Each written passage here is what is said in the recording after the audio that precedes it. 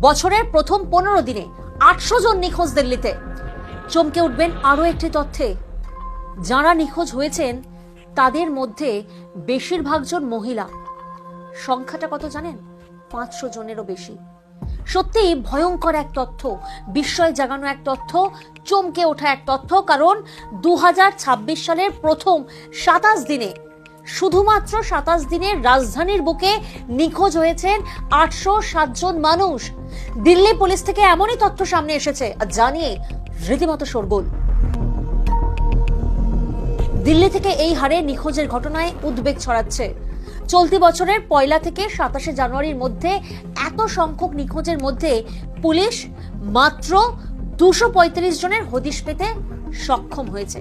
তাহলে হিসেব কি বলছে? হিসেব বলছে এখনো 572 জনের কোনো খোঁজ নেই। তারা কোথায় কোথায় রয়েছেন? তারা কিভাবে রয়েছেন? কোন পরিস্থিতিতে রয়েছেন? চমকে উঠছেন প্রত্যেকে।